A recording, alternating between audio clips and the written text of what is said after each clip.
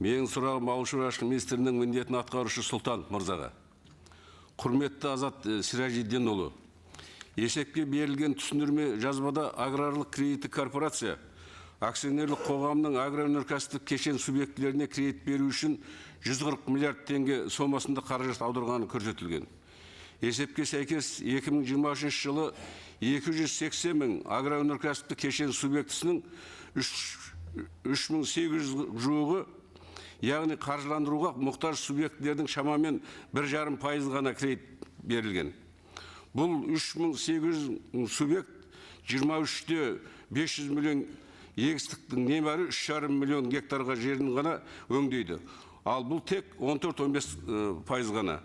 Бұл ретте агроөнеркәсіптік кешенді дамыту институты ретінде аграрлық кредиттік корпорация бөлінген 140 миллиард теңгені кредиттік серіктестіктерде, екінші деңгейдегі банктерде және микрокредиттік ұйымдарда қор жасау жолымен игереді. Осыған байланысты менде мынандай сұрақтар бар. Неліктен агроөнеркәсіптік кешен субъектілеріне кредит берудің үлесі аз? Сонда елдегі шаруалардың 2%-на жетпейтін бөлігіне ғана кредит берудің тиімділігі, оның мәні бар ма? Бұл алдау ғой әшейін.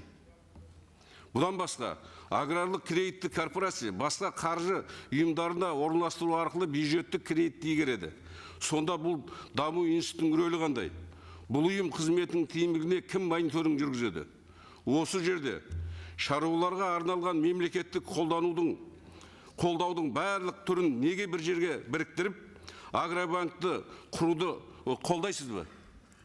Осы агробанк жыр болды ғой, бір жағына шығару керек қой, құрметті ағайын. Ауыл шаруашылығы министрінің міндетін атқарушы Сұлтанов Азат. Микрофонын қосыңыздар.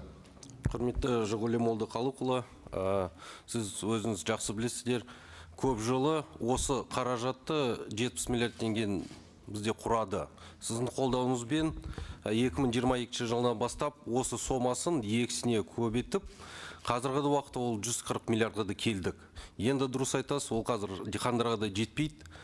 Осыған орай мемлекеттік басшысы үкіметке де нақты тапсырмасы берілді.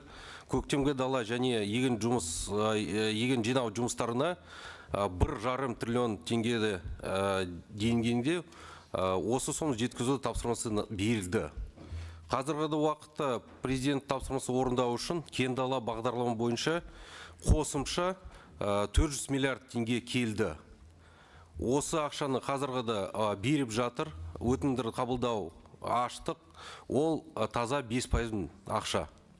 Енді жалпы осы сомыз қазіргі осы жылды, биылғы жылдың осы жұмыстарға да арналған жалпы сомасы агроэтнесе қазіргі да ақша бар. Сосын бізде агрозазық түлік келісімшарт корпорацияның 40 миллион теңгеді қосса да, жалпы сомасы 580 миллиард теңге құрайды.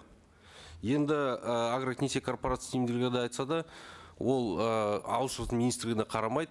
Қазіргі уақытта ол Бәйтерек ұлттық меңгеруші холдингі құрамында. Бұл агробанк ұсынысы бойынша біз арнайы жұмыс тобын құрдық. Оның құрамына диқандардың одақтарды кірді, сосын депутаттың корпусын біз шақырамыз. Бөлек біз осы талқылайық үкіметтің деңгейде. Тұра тұрыңызшы енді. Депутат Дайрабаевтың микрофонын екінші рет қосыңыздар. Ол нақты айтсыншы, Ерлан Жақанұлы. Өндір осы сіздің алдыңызда парламентте осы мәселе уже 5-6 рет көтеріліп жатыр. Бірақ бір жағына шығып айту керек қой, ауыл шаруашылығы министрі. Біз мынау агробанкты жаңағы құруға қарсы емеспіз, ұйымдастырамыз, соның төрінде жұмыс жасаймыз деп. Жаңа айтып отыр ғой. Оны айтпай отыр ғой, тиянақты айтпай отыр ғой. Жұмыс тобын құрдық деп айтып отырсыз ғой. Тағы да қосыңыздар ауыл шаруашылығы министрлігінің микрофонын. Иә, жұмыс тобын ол құрдық. Дайрабаевтың талқылауды қажет, немесе ол бірнеше пікірі бар, мемлекеттік органның пікірлері бар, ұлттық банктың пікірлері бар, диқандардың пікірлері бар. Ол талқылауды қажет. Қазіргі да ол нақты да айта алмаймыз. Жақсы, енді одан артық ештеңе айта алмайды енді.